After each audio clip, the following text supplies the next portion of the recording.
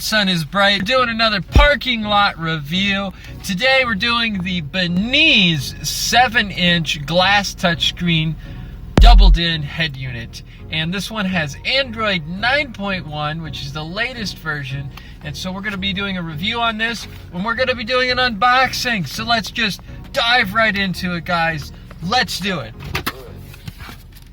Of course, we've got our two brackets. Technically a minor security flaw, but you can cover them up. This one comes with a microphone. This one actually has a microphone. Mine didn't come with one, so I guess the 7-inch version you actually get a bonus. Taking a look here, we've got all our labeled RCA cables. Oh, they didn't do the sound cables. So the sound cables are not labeled, the rest of them are. So you're good to go there. Got the user manual. USB extension, a front-facing bracket.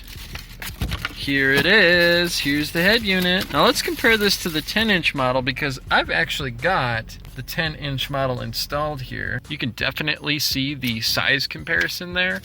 Quite a bit of a difference, but you are going to pay a little bit more for the larger screen and if it fits for you.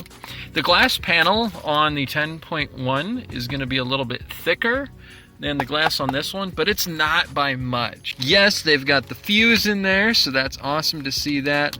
And then our other connections. So we'll get this baby all plugged in, we'll get it all up and running, and we'll do our review. If you guys haven't seen the Beniz 10.1-inch head unit that I reviewed with Android 9.1, you should check that out. Links in the description. Here we are on the home screen.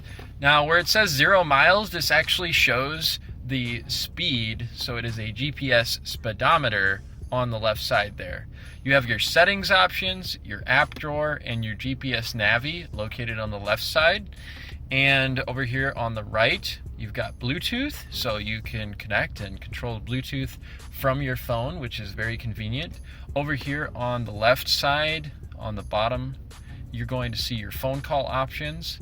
There is no tapping noise on this unit, so I did get a tapping noise on mine. Maybe I just installed it wrong, or they rolled out a new update. Over here, we're going to have the different phones that you can go ahead and connect. And on your settings, it's going to be a 4-digit PIN, and you can change the device name and auto connect and power features. Moving on, over here, we've got the radio, settings, and video. Most people just want to see the radio, so let's check it out. We don't even have the radio antenna connected right now, but it should work just fine, so we're going to hit play.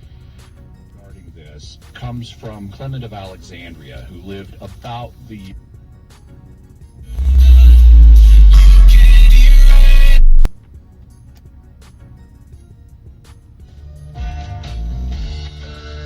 So we're able to scan, find different options to listen to. It works really well. It's nice and smooth, and it has a nice look to it. Moving into our settings here, take a look. We've got our equalizer, and this equalizer actually ended up working out better than mine, so I'm pretty sure they did roll out updates for this. Now, the 120 hertz option, 160, 80, that's all still there. And then they've got a phase switch here for whatever purpose, probably for the subs. That is changed from the previous unit. So other than that, the rest of it's the same. Audio control from different speakers to make sure they're working.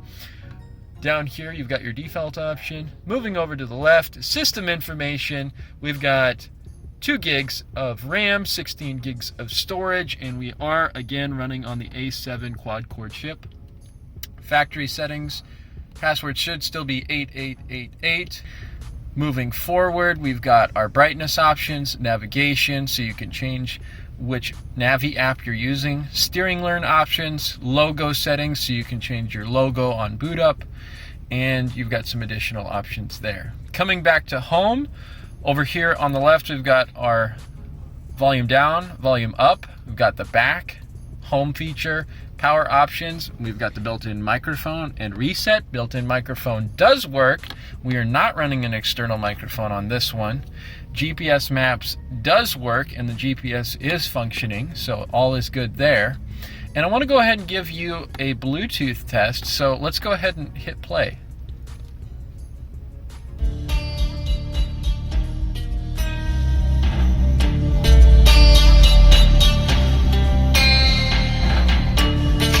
So you can see the sound quality is super good. The Bluetooth is really reactive. It works just fine. You can change songs, especially opening up Spotify or YouTube. And let's check out the app drawer. Looking over here, same as the last one on the 10.1 inch. Calendar, Chrome, all the stuff you'd expect from Android. You've got YouTube, USB DVR if you're doing your backup camera options or front-facing camera. And then, yeah, everything you'd expect from the Play Store. I don't see the Teema app on here because we haven't downloaded it.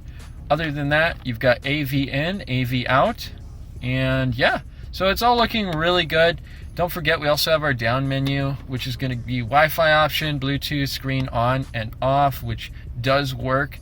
Everything that we've tested here on this unit is actually functioning. There's no problems, no static noise, nothing I can find. So it's a fully functioning, updated Android 9.1 touchscreen. And at $100, this is really hard to beat. The only caveat that I have to this unit is going to be the mounting. It does come with the mounting brackets, but I do recommend considering buying a mounting bracket kit for your specific vehicle, because this one is actually sitting directly inside of the housing, but the one that I have installed for the 10.1 has the brackets extending outward, which does fit for my vehicle. So keep in mind that you want to be sure that this is going to fit in if you do buy it. But at $100, it's a really good purchase. I do recommend it, and I think you'll be very happy with its level of performance. It's really a great update to your stereo in your car. So thank you so much for watching today. Don't forget to subscribe, smash that like button.